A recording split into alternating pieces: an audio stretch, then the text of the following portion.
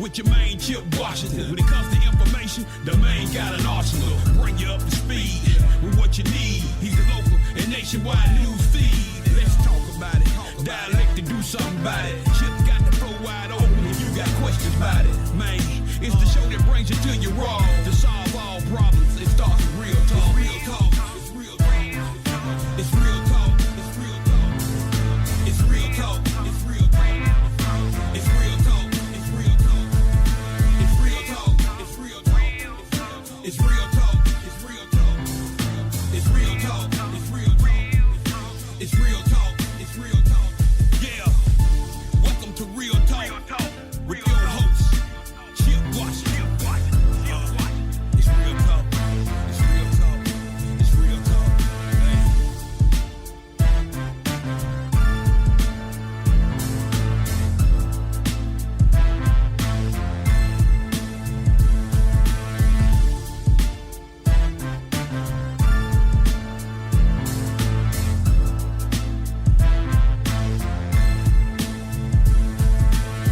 And here we go on this Monday, the 21st day of February 2022. Real Talk Memphis is on the air. What's good? How y'all doing out there? It is your humble host, Chip Washington. Very happy to have you with us on this rainy, kind of windy, kind of a blustery night. I hear that umbrellas are the order of the day for the remainder of the week, because we're going to get a lot of water on us between now and, say, Friday. And then the temperatures are going to dip down, back into the 40s for the highs. Oh, fun. Anyway, once again, welcome into another fun-filled, information-filled, fact-filled edition of Real Talk Memphis. Always happy to have you with us on these days. We have a good show for you tonight. I feel pretty confident, if I don't mess up, I know the guest will be great, but if I don't mess up, everything else will take care of itself. But before we, do what we do, you're always asking me, how do I get this fine piece of radio broadcasting? Well, I am more than happy to share that information with you. You can do it a number of ways. One, you can listen to us live right now on 91.7 on your FM dial. That's WYXR. You can also catch us on the WYXR app. All these shows are live. You can also pick us up on the TuneIn app, TUNEIN. Put WYXR in the search, and you can hear us crystal clearly. We are also doing this little Facebook Live deal. So you can check us out on my page, live, Facebook Live. And we'll be uploading to YouTube a bit later on tonight and tomorrow. As we are a podcast, you can catch us wherever you get your podcast. So as I said, and now that you got all that information down, and if you need a refresher, just hit me up here on the old Facebook Live, and I will go back over it one more time. We're going to talk about a variety of things tonight. We are going to pay homage as we continue this Black History Month. We are going to talk to the president of the National Civil Rights Museum a bit later on in the show. He is Dr. Russell Wigginton, in particular about what the museum is doing, what this means for the museum this time of year, and a special exhibit that they are hosting right now as well. A little bit later, we are going to talk to an old friend, Karen Vogelsang. She is the executive director of Arise to Read. And she's going to share with us what the organization, is doing to improve the literacy of our younger generation, and also about a trip that she recently came back from where she was the keynote speaker talking to another state and another city about partnering in this endeavor. And in just a few minutes, we are going to talk to the senior pastor of One Accord International Church. His name is Terrell Monger. And Pastor Terrell is going to talk to us about how he takes the inner workings of the church inside the four walls out into the community. And he's also going to share with us about a grand opening for a facility that he has in the Parkway Village area that is going to benefit everyone concerned and hopefully bring the community together. So now you're all caught up. Now, before we move forward here, we have to acknowledge you. This is the time of program where we acknowledge that next trip around the sun that you were fortunate enough to make. You know what I'm talking about?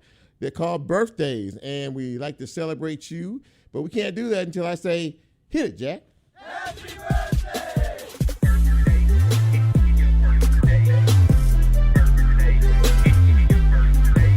Happy birthday, happy birthday, happy birthday goes out to the following. And last week we had like a mile-long list of birthdays. This week, not so much, but just in advance, all of you who are celebrating birthdays for the remainder of the month of February, happy birthday to you. But today, happy birthdays go out to Angela Ford. Happy birthday to you. Happy birthday, Vince Higgins, wherever it is you are on this globe. I haven't seen Vince and talked to him in quite a long time. Kat McWill is celebrating a birthday as well today. Now for tomorrow, someone else I know, Curtis Lopez, is celebrating a birthday. And Leon Gray. And many of you remember Leon. He passed away, unfortunately, last year. Tomorrow would be his heavenly birthday. He would have been 63 years of age. And I tell you, we miss Leon. A lot of folks knew him, a lot of folks loved him, and a lot of folks respected him, including me. So happy heavenly birthday to you, Leon Gray. Thank you, Jack. Get into some news and notes now, shall we? There is a campaign afoot by all of the law enforcement agencies, the Shelby County Sheriff's Office, the Memphis Police Department, and the Highway Patrol, Tennessee Highway Patrol. They are trying to crack down on these deadly crashes that we see with regularity, it seems, these days. So far, there have been 31 deadly crashes. Now, this was over the weekend, and actually there was a very tragic accident this morning on Tullahoma and the Shelby Drive over in the airport area. 3 people in the vehicle, 2 of them were killed. Car apparently went off the road, lost control, and hit a utility pole. So we're seeing a big-time increase in the accidents on the highways that we're dealing with this year. So there's been 33 deadly crashes so far in the city, and this is we hadn't even got through February yet. Tennessee Highway Patrol Safety Office said in 2019 there were 144 fatal crashes. That number jumped to 229 in 2020 and 230 in 2021. So they say they don't want to give you a ticket. They want to help you to save your life. But trust me, if you get one of these speeding tickets, or what I like to call the high-speed driving certificate, if you don't want to get one of those, slow it down, take it easy, and remember that there are actually other folks on the road besides you. 2 men have been added as persons of interest in the Young Dolph murder investigation. Now, we don't know how they're connected. We don't know, what their affiliation is with all of this. I know that both of them are 26 years of age. They both have prior legal entanglements. So we will see if they arrest them, if they are connected to this case. But 2 more people wanted in the Young Dolph murder case. According to the Memphis Police Department, or actually, let me back up just a minute. Many of you probably heard about the 4-year-old child that was shot on Friday night in East Memphis in her residence. According to the police department, it happened just before 9 at a residence on South Perkins Road in East Memphis. She was taken to the Bonner, where she is in critical condition, still fighting for her life. No suspect information other than they drove away in a dark-colored vehicle. So the madness continues. Community leaders are calling for, I know I'll preface this by saying that many of you, this is the dinner hour, 6 o'clock-ish, that many of you are eating, but, news is news. A lot of community leaders are calling for an investigation into the Family Dollar stores and asking consumers to stop shopping there after more than 1,000 dead rodents were found in a West Memphis distribution warehouse. Yeah, this past weekend. And because of that, more than 400 Family Dollar stores are temporarily closed. Yeah, that's not a good thing. And it tends to make you wonder. Now, there have been complaints about people seeing some strange little crawly things in stores here in the city. I don't know how much has been done about that, but over 1,000 dead rodents, rats and mice and birds and other things that should not be in warehouses. So we will see G.A. Hardaway, state representative, had a press conference about that earlier today and says that you should boycott those stores. And before we go to our first break, wanted to acknowledge one of our very own, not our very own here at the station, but our very own Memphians, John Morant, was voted into the All-Star game as a starter. And if you happened to see that game last night, of course, it's just an exhibition is all it is. But he showed out last night. A little reverse dunk over the head last night and a couple of other moves, kind of validated his presence here. He's having an outstanding season, as are our Memphis Grizzlies. So a couple of more days off in between this All-Star break, and then we're back to business. The business of, heading down the home stretch, heading into the playoffs and seeing just how far we can go. In the meantime, we're going to try to dismiss from our minds how bad Memphis looked against SMU over the weekend. That was a terrible, terrible, terrible.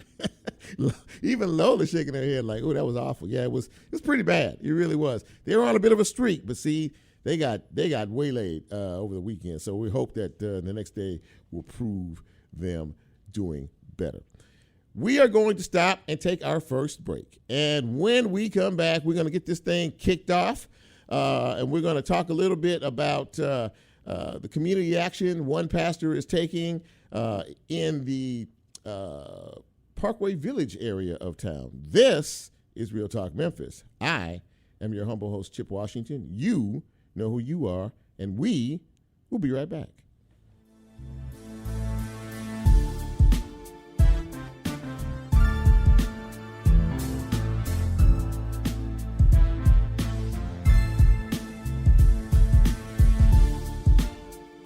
If you like Real Talk, here's a way you can get involved. Do you have a show topic idea or suggestion? Want to be considered a guest or have a guest idea? Then send Chip a message on his Real Talk show page and you can be a part of the Real Talk experience. So as he always says, go out and tell somebody. We'll be right back.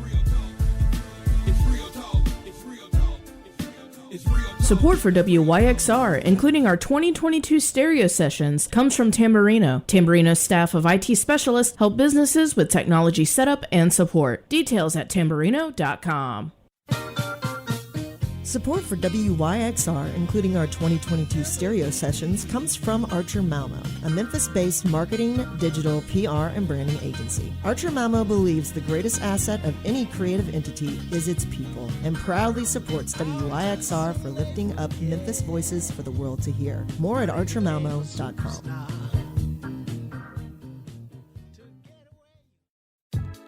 Memphis Listening Lab proudly supports WYXR. They provide a curated collection of music and music history, a forum for music-related talks and performances, and a music education, appreciation, and experimentation space located in Crosstown Concourse. The lab is open Tuesday through Saturdays from 11 a.m. to 5 p.m. You can find out more information on their Instagram page at Memphis Listening Lab or on their website at memphislisteninglab.org.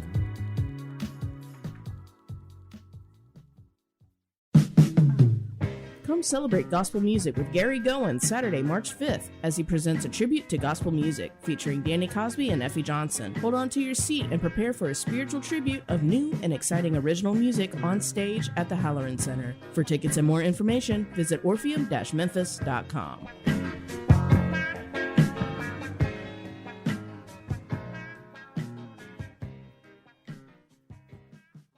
The University of Memphis is proud to be a founding partner of WYXR. They have recently been named an R1 institution by the Carnegie Classification of Institutions of Higher Education, putting the U of M in the top tier of research universities nationally. This milestone solidifies the university as one of the 2 flagship public institutions in Tennessee. More information at memphis.edu.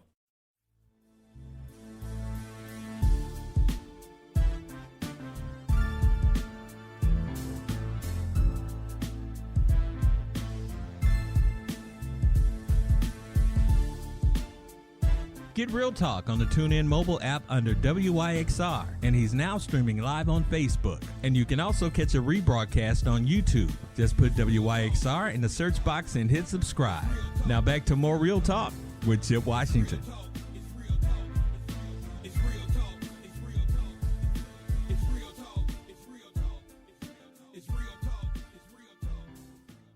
And welcome back to Real Talk Memphis on this Monday. Very happy to have you with us, and very happy to have my first guest with us. He is, a man who has a heart for the community that he serves, which is the Parkway Village community. He understands that the church is far more than four walls. And this coming weekend, he has a very special grand opening for a facility that he is behind. So please welcome to Real Talk Memphis, Terrell Monger, senior pastor of One Accord International. And Terrell, thank you again for joining me for Real Talk tonight. I really appreciate it. Okay, I can't hear you. Are you muted? He's not muted. For to be on. Look, I'm so excited. I've been thinking about it all day. Are you muted? Well, okay. Well, listen. I hear you now. I'm so excited. I've been thinking about it all day. Well, I have some okay. Well, really bad reverb here. I don't know if it's coming off on the air or not, but we're gonna try to figure this out. Okay. Well, I don't know if it's coming off on the air or not, but we're gonna try to figure this out. Okay. I don't know if it's coming off on the air or not, but okay. I don't exactly know. This is gonna be kind of hard to do. I tell you what, man. Stand by. Okay. We're gonna go to break. And we're going to see if we can fix this problem, and we're going to come right back to you, okay? Don't go away.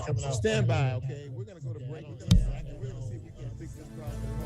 I mean, it just keeps repeating and keeps repeating and keeps.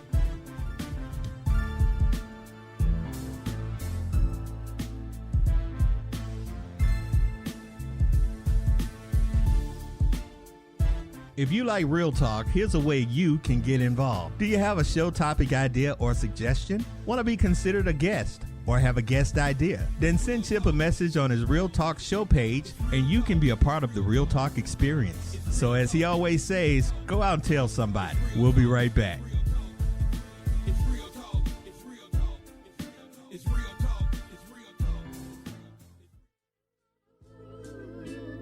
What he wants.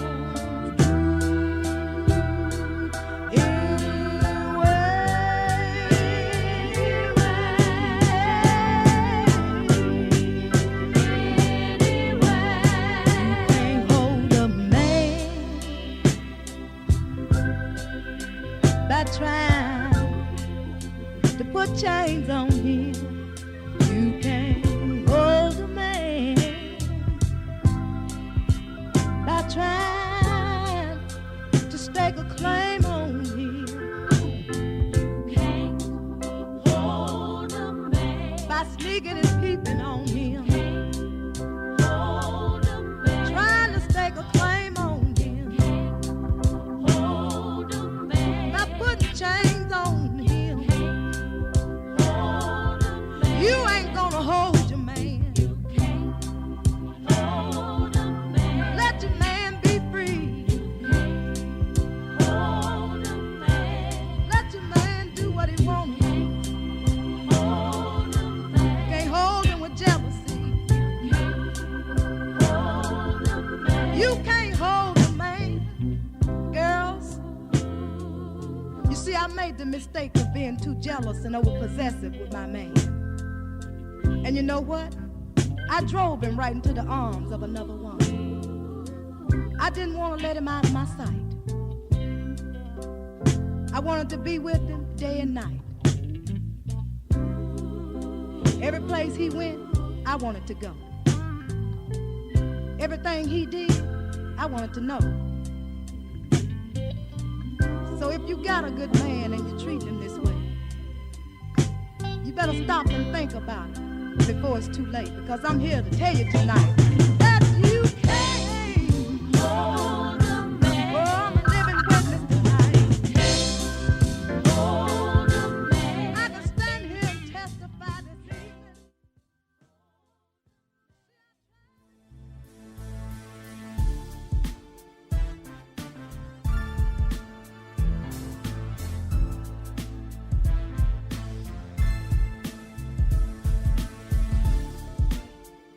Get Real Talk on the TuneIn mobile app under WYXR, and he's now streaming live on Facebook. And you can also catch a rebroadcast on YouTube. Just put WYXR in the search box and hit subscribe. Now back to more Real Talk with Chip Washington.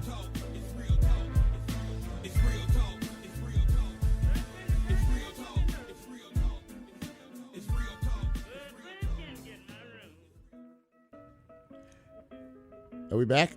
And welcome back to Real Talk Memphis. You know, this is live radio, and things tend to happen in the technical world. So I'm hoping that we got everything fixed. I know Terrell is with us, and he's still with us. And now I'm hearing the commercials, so you can take all that out. So anyway, Terrell, thank you so much for coming on the show, man. Once again, I really appreciate you being here. Hey, man, I'm excited to be here. As I was saying, I've been thinking about this all day, so I'm ready. Well, absolutely that, man. And listen, first of all, thank you for what you do for our community. Thank you for what you do to try to help, bring folks together with your efforts at your church, One Accord International. And we're going to talk about the grand opening for the athletic facility in just a few minutes. But I want to spend a couple of minutes talking to you about, as someone who is in an area where we have seen, an influx of crime. Of course, we've seen it all over Memphis. But your church is in the Parkway Village area, and I know that is of a special concern to you. When you see what you see on a daily basis, when you hear another life taken, when you hear, another tragic situation that has occurred, as a pastor, what do you think about? Yeah, what it does for me is I'm actually at a fresh place because we end up buying the old Salvation Army building and we're renovating it. And I will constantly hear about all these shootings, all these carjackings in the Parkway Village area. Then I thought about it, wait a minute, the building we just bought is in the Parkway Village area. Mm-hmm. And so while everybody else got concerned, I got excited.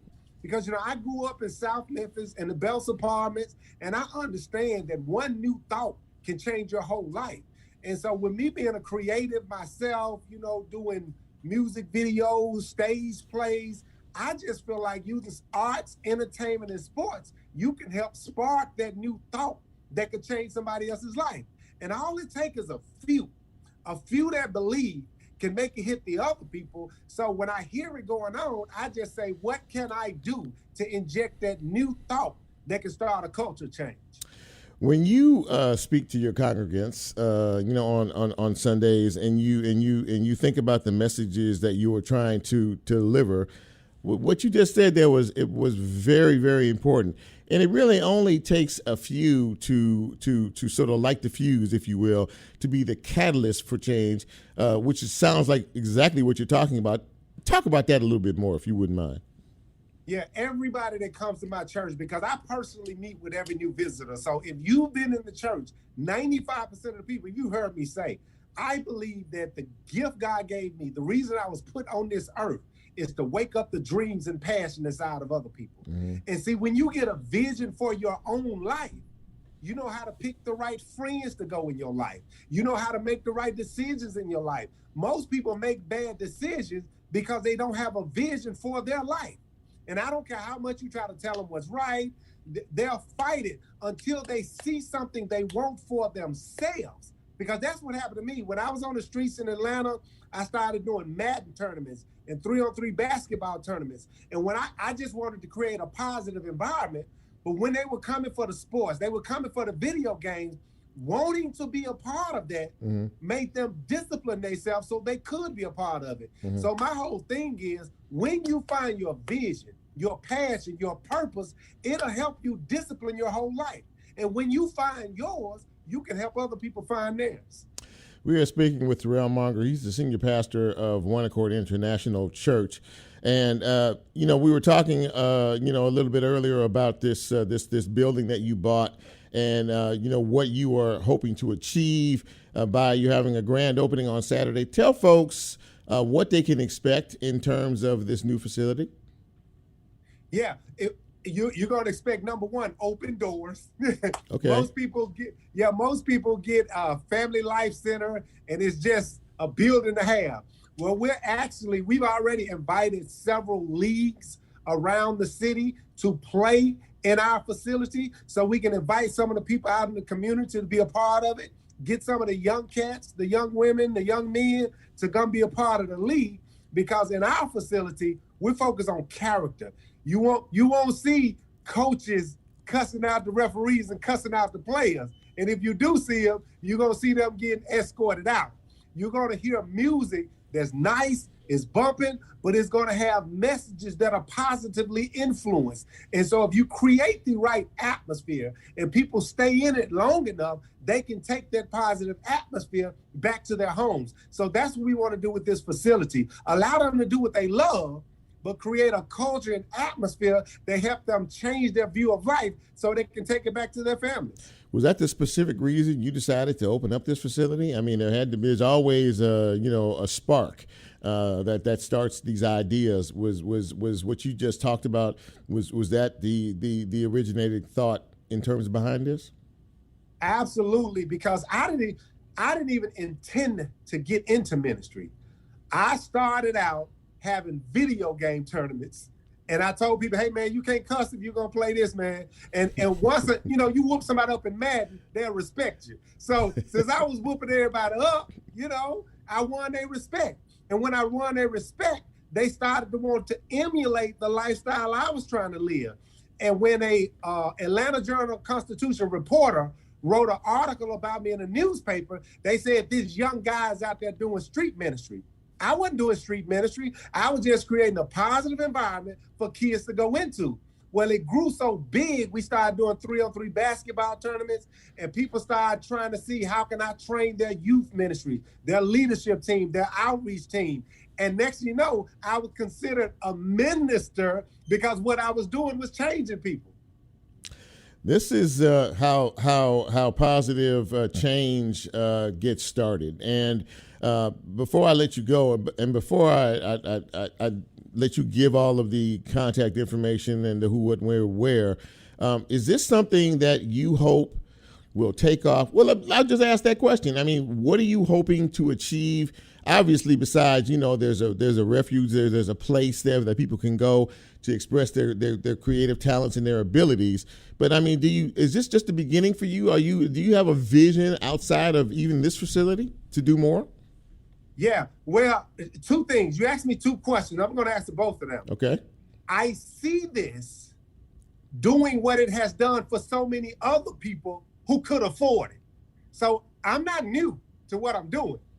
I just have been in environments where I worked in corporate America helping people. I've been around people who had access to things like this. Now I get the opportunity to let people who can't afford it get access to the language, the culture, the understanding that they need so they can navigate through life. See, some of the things that I've been able to coach and teach people, they get great jobs because of it. They start businesses because of it. Mm-hmm. But the people who really need it can't afford it. So my goal is to create an atmosphere where they can come get it and live up to it and create a life for themselves so they can see why things like this are important and they can help me spread it.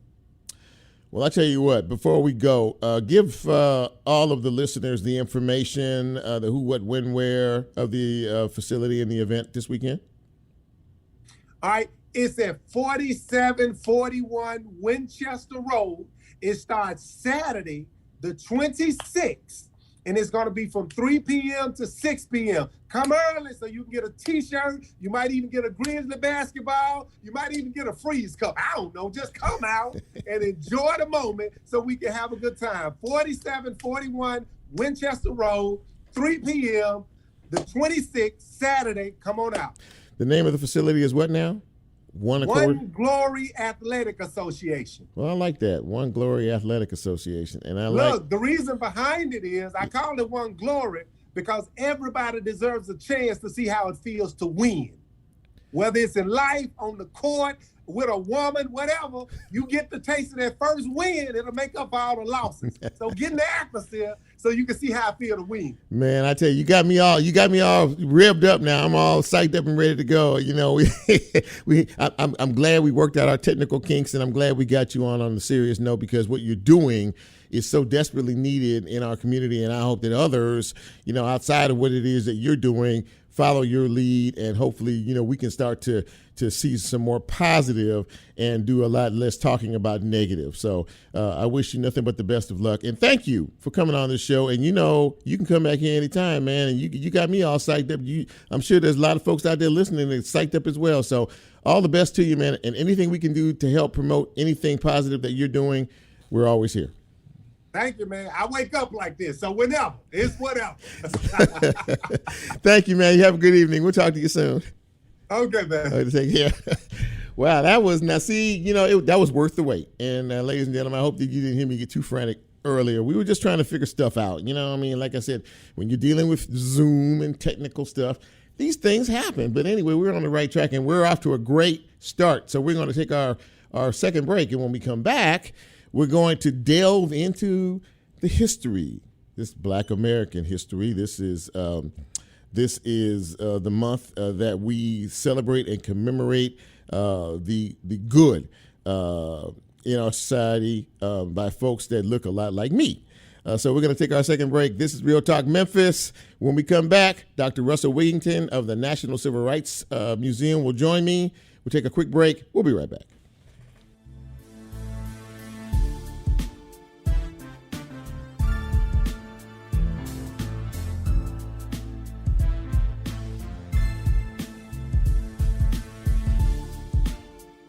If you like Real Talk, here's a way you can get involved. Do you have a show topic idea or suggestion? Want to be considered a guest or have a guest idea? Then send Chip a message on his Real Talk show page and you can be a part of the Real Talk experience. So as he always says, go out and tell somebody. We'll be right back.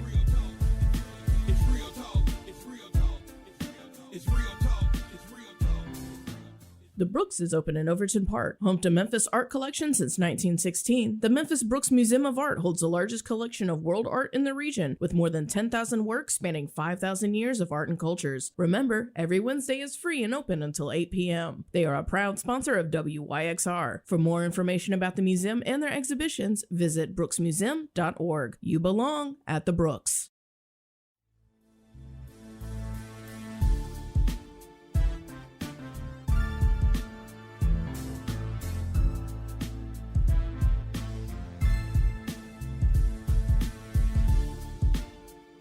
Get Real Talk on the TuneIn mobile app under WYXR, and he's now streaming live on Facebook. And you can also catch a rebroadcast on YouTube. Just put WYXR in the search box and hit subscribe.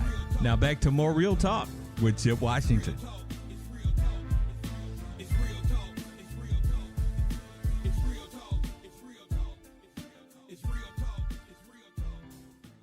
And welcome back to Real Talk Memphis on this Monday. So happy to have you with us. And I got to do a little roll call here because there's a lot of folks watching us tonight. Herman Bird is watching. I see you out there, Herman.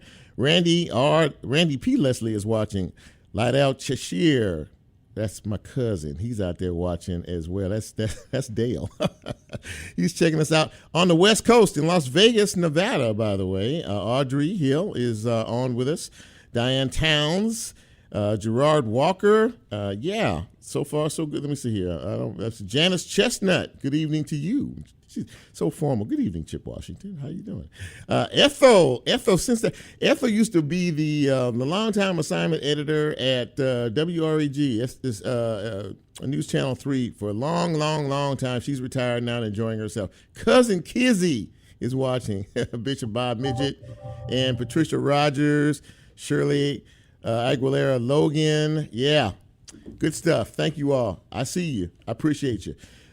Our next guest is a man that is at the helm of history, I'd like to say. He is the current president of the National Civil Rights Museum. This is Black History Month, of course, that we celebrate the accomplishments of so many. And I'm very happy to have again on the show Russell Wigginton, Dr. Russell Wigginton. He is the president, as I said, of the National Civil Rights Museum. And Dr. Russ, thank you so much for coming back. I appreciate you. My pleasure, Chip. So excited to be here today. So listen, as we roll our way through the month of February, this Black History Month, there's a lot to celebrate. There's a lot to commemorate, of course. And whenever I think about that, I think about the National Civil Rights Museum, as the home base for all of this. So can you kind of give us a preview of what's going on during this special month of recognition? Absolutely, Chip. And, the importance of Black History Month resonates at the museum. We have tremendous attendance, great support throughout the community, and we have a special exhibit highlighting some of the pioneers, the African-American pioneers coming from Alsac St. Jude, currently at the museum, which is a moment of pride for us and a moment of pride for them. Absolutely that. And I want to talk a little bit about that. I know that there are three individuals in particular that you are highlighting. St. Jude is celebrating its 60th anniversary, and the individuals that you are highlighting, had a place in history, there. Tell us a little bit about what folks can expect. Sure. So when you think about the importance of architecture and its longevity in our community, a lot of times African-American great architects have been overlooked. And to have Paul Williams, who developed that signature look of St. Jude as one of the prominent people highlighted. And then to have Dr. Jackson, who, if you think about it, 60 years ago, having a physician who a career and a think we froze. I think I lost you. I got you back. Okay. But just talking about Dr. Jackson and the role of physicians in that profession, the important role when you're thinking about health equity, his presence at St. Jude 60 years ago, what that meant for African Americans, what that meant as a moment of pride, what that meant about the legitimacy of cancer like sickle cell and other diseases. Mm-hmm. It's just really profound that happened here in Memphis. And it's something we should lift up throughout the year, not just Black History Month, but we are so proud to be in partnership with Alsac St. Jude on that effort. I hope it's an inspiration for young people today to think about the difference they can make and the importance of doing your best academically, being committed to the community, and making a difference in the world. That is a very, very, very good thought that you just expressed, because I think for a lot of folks, a lot of the people that you all represent, are trailblazers. And the doctor you mentioned, Dr. Williams, a minute ago, this happened in 1968 during the sanitation strike and a lot of other, very hot button issues that were going on here in Memphis at that particular time. St. Jude has always been a place where, race clearly was not an issue. It wasn't an issue back then. And that continues today. Their mission, of course, is to, saving lives, finding cures, saving children is their mission statement. And of course, to have these individuals so prominent in that has to be a sense of pride. And of course, I did read some articles in reference to the exhibit, and just how happy and I think gratified St. Jude was to be a partnership with your museum. Am I correct in that? That yes, and that works both ways. I think of both of our organizations as having clearly an important place in this community. But if you look throughout the nation and throughout the world, we're two of the institutions that point back and lift up Memphis on our best day. True. And when you think about working together, it's a pretty powerful combination. We don't often enough lift up the greatness and the richness in our community. I also think it's really important because of the health inequities that are being talked about in this country today. Certainly the pandemic is connected to that. It's highlighting those health inequities. And when we can partner with Alsac St. Jude in this effort, it shows that it can be done. Mm-hmm. People can have, regardless of income, regardless of race, people can have and deserve decent health care. And so this is a precursor, if you will, for an area that we will be emphasizing at the museum, which is health equity. That's big. If you're just joining us, ladies and gentlemen, we're speaking with Dr. Russell Wigginton. He is the president of the National Civil Rights Museum here in Memphis. You know, as we are talking about Black History Month, and what you said has a lot of power to it in terms of recognizing these individuals at an organization, that is totally committed to saving lives and finding cures. And to be a part of that and to be associated, as you said, with the history, of not only this city, it lifts up this city. And again, it could serve as a launching pad for a lot of young people today who see this story, who hear this story, who may come to see the exhibit and say to themselves, man, if they could do it, I could do it too, which is what you just said. That could be a real building block, could it not? I think so. And the power of thinking about 60 years ago when segregation was the norm. Right. And one of the areas that segregation where it came out the most, if you will, where it was emphasized the most is healthcare disparity. Mm-hmm. And the fact that in many communities, including our own, who could be treated was based on race. For outside St. Jude to overlook that and say, not only can you be treated here, but we have an African-American physician here who is doing important research and important work, serves as a model, serves as a guide. We still have a lot to learn from some of our history, warts and all, the troubling spots and all, mm-hmm.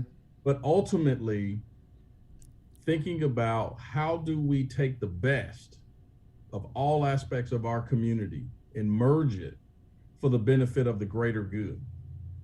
That's one of the reasons we're so excited about this exhibit.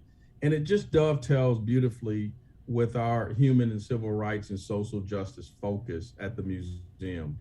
I couldn't be more proud to be in partnership with them. I think it has an opportunity to flourish beyond just this month. Sure. The exhibit will be up through March 8th, so I encourage people to come to the museum to see it. And while you're there, check out the other 400 years of history that's grounded in this country, mm-hmm. where African Americans and others had the courage and conviction to make our society the best that it can be. We haven't gotten there yet, but we're committed to being part of the solution, both locally and beyond.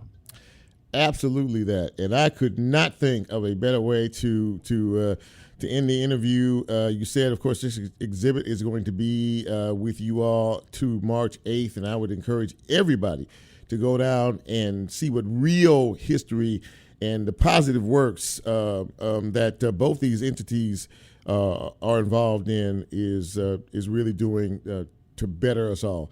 Dr. Russell Wigginton, thank you so much, sir, for taking time out of your schedule. I know how busy you are, for coming on Real Talk again, and I hope to have you back on again down the road in the future. In between that time, all the best to you.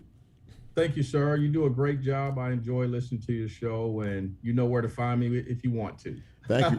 Thank you, Russell. I appreciate it. Thank you so much. Take care. All right, buddy. Okay. Thank you. All right. Bye. Well, that was a great interview, and it really does speak to where we are as a society and how much we've grown.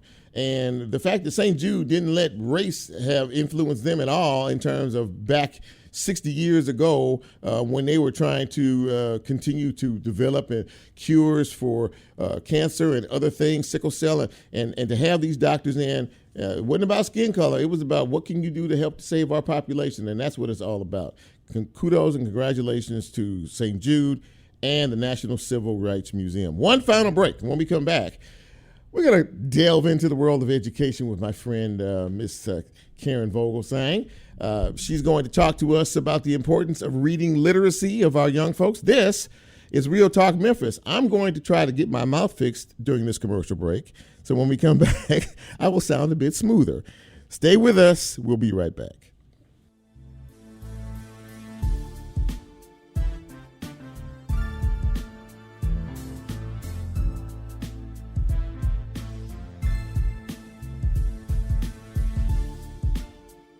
If you like Real Talk, here's a way you can get involved. Do you have a show topic idea or suggestion? Want to be considered a guest or have a guest idea? Then send Chip a message on his Real Talk show page and you can be a part of the Real Talk experience. So as he always says, go out and tell somebody. We'll be right back.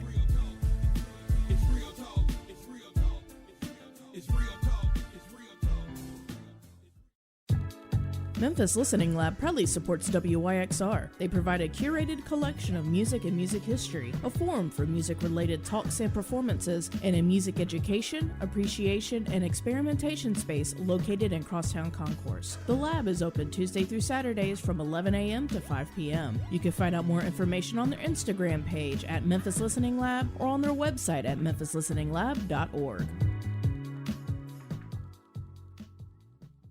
Brought to you by Crosstown Concourse, offering brand new musical experiences like concerts, live score film screenings, record release parties, weekly music pop-ups, and so much more. For more information, visit crosstownconcourse.com/visit.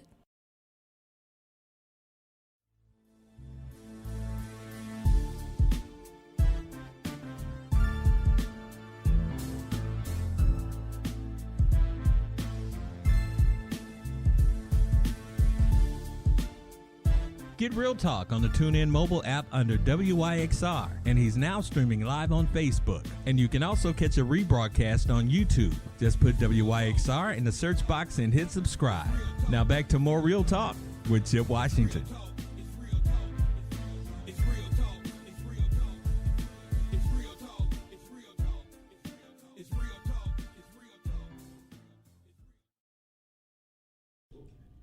And welcome back to Real Talk Memphis on this Monday evening. Chip with you. I'm glad you are along for the ride. I see a couple more folks on here. Patricia A. Rogers. Now, I've been asking her to listen to this show for the longest time, and she tuned in tonight. So good to see you. And I see Steve Knight is on here as well. So thank you all. Thank you all. I really do appreciate it. And I appreciate my next guest. She is committed to making sure that our young people have a good foundation in terms of their reading skills.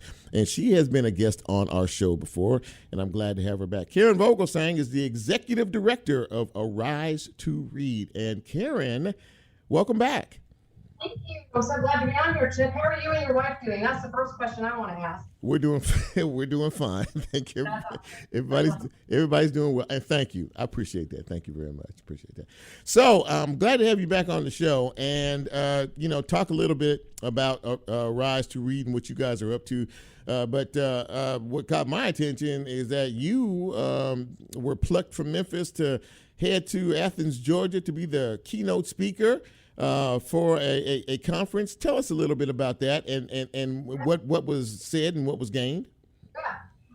So pre-COVID, Chip, there is a nonprofit there called Downtown Ministries, and they reached out to Arise to Read pre-COVID because they wanted to bring the Arise to Read program to one of their inner city schools there where the reading proficiency rate was very low, somewhat similar to the reading proficiency rate here in Memphis for third graders. And they got the Arise to Read program started in one of their schools. And then, of course, COVID hit and everything came to a screeching halt. One of the exciting things that happened in Athens last summer was a different company that's very socially minded wanted to bring together they wanted to fill the conference room with people from higher ed. They wanted to fill folks from the nonprofit world, business world, regular, K-12, secondary education. They wanted to bring everybody to the table and say, okay, as a community, what are we going to focus on? And they decided that they were going to focus on third grade reading proficiency and that they were going to basically put all their energy into supporting kids so that when they got to third grade, they were going to be reading proficiently.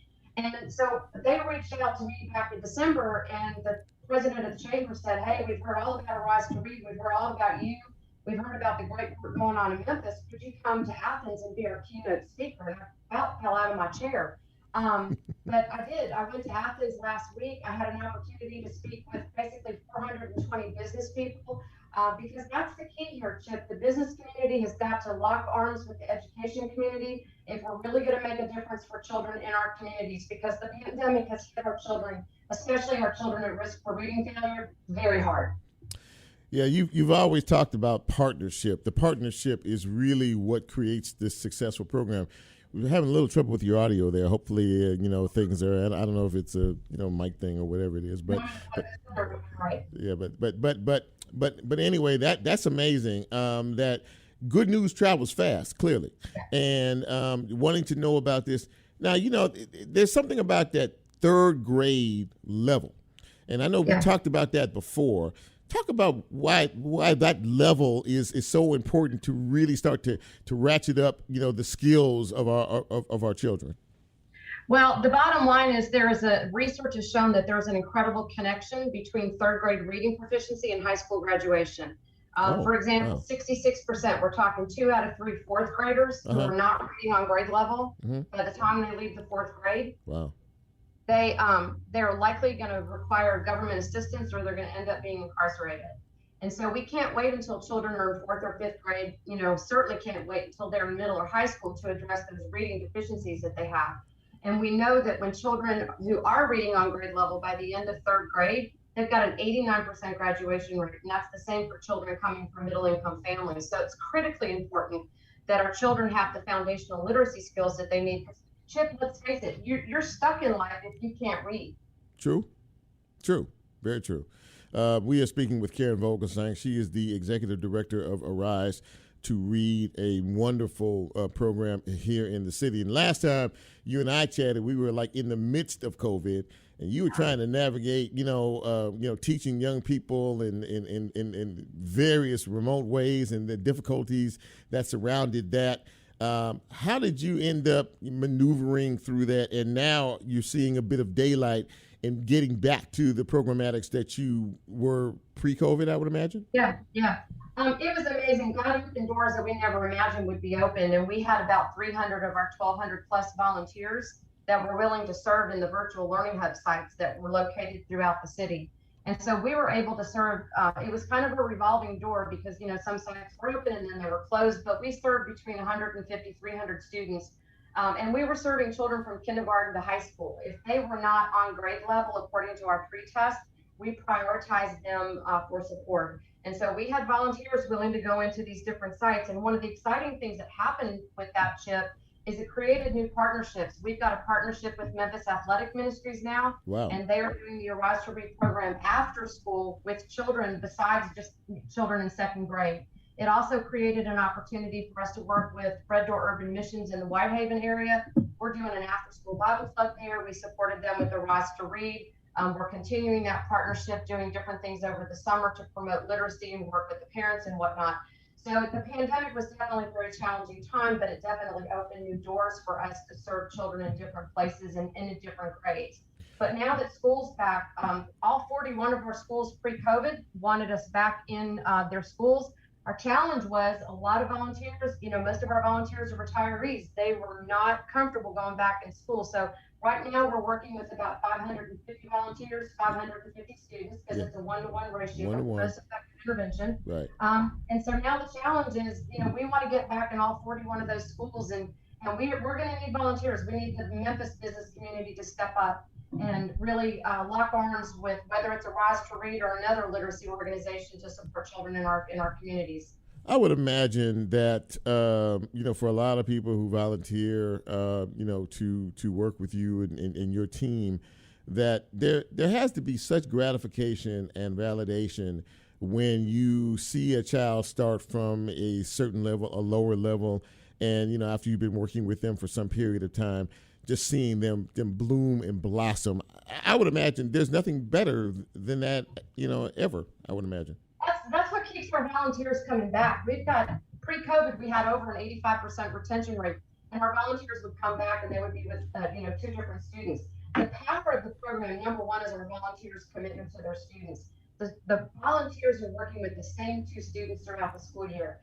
And so when those kids walk in the room and they see their volunteers, their faces just light up. Yeah. And then they see their progress, and the volunteers can see the impact, which this is another reason that makes Arise to Read so powerful, is that both the child and the volunteer are seeing the impact of the time that they're spending with one another. And as one of my friends said, who's assistant principal at a Memphis Shelby County School, She said, yeah, the academics are great, but the social emotional benefit for the children, for many children, is even more powerful than the academics. And so, yeah, they keep coming back, and we could not do this work without our amazing volunteers. And they do make a very powerful difference for the children that they're serving. It sounds like your program is almost becoming a pilot. Really kind of a standard, a national standard reading program. I mean, given the fact that they knew all about you when you took your trip to Georgia, and you got a chance to really interface with so many in the community that are vital to the success of what it is you do on a daily basis. But could this be a pilot program, you think, or is it? So first off, to answer one part of your question, pre-COVID, Arise to Read was serving with almost 57 other schools in 11 other states throughout the country. And it's actually being used by 3 different schools in Africa, in Kenya, Uganda, and Malawi. International, international. And 2 years ago, in 2020, I was supposed to go to Oxford University and speak at the International Literacy Association about Arise to Read and the importance of foundational literacy skills. But I think the exciting thing for me about Athens is how they have come together as a community and brought everybody to the table and said, together, what are we going to focus on? And this was the agreement that they made to commit the next 3 years to focusing on 3rd grade literacy. Because if we can get kids reading on grade level by the time they reach 3rd grade, you're looking at 75% of crimes in the United States are committed by high school dropouts. 85% of juvenile offenders are struggling readers. I have no doubt about that. When I was teaching at Keystone, we had to call the gang unit out on 2 of our 2nd graders because the gangs were already bringing the boys into the fold. So we've got to tackle this problem early on. And so that's what's so exciting about what's happening in Athens. And our founder, Donnie Gaines, said the same thing that you're saying, Chip. I think this could be a pilot for other communities. Oh, man, no doubt. Well, listen, Karen, thank you. I got to run, but thank you so much for coming on this show. And thank you for what you do on a daily basis to help to improve. You're improving lives. And I mean, you're making things a lot better for a lot of other folks that are coming up as well. So, and you're always welcome on this show. So anytime we can help you promote anything that you're doing, you know how to reach me, and I know how to reach you. So this summer, because when we have our kickoff in August, I'm looking for that auditorium to be filled up with 2,000 folks interested in serving children of our city to make it better for exactly what you're saying, for all of us in Shelby County. That is a deal. Karen Vogelsang, thank you so much for coming on Real Talk. I'll talk to you soon. Take care. You too. All right. Bye.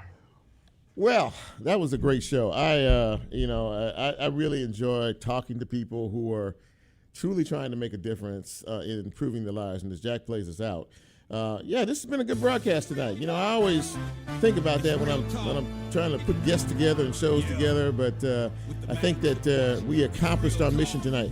I see all of you out there who tuned us in tonight, and that's gratifying. It's gratifying. And I hope that this is not a one-time thing. I hope that you come back every week. I hope that we provide enough content and input and information that will bring you back to the fold and make Real Talk Memphis a real show in the city that has some legs and has some standing. And a must-see, a must-listen-to program. Very, very grateful for all of you. And the Lord says so, we'll be back here, same time, same station, and we'll try to do it a little bit better. But, of course, we can't grow without you. So I appreciate you. So for Lola, for Nicole, and my man Jack, I'm Chip, and I'm out.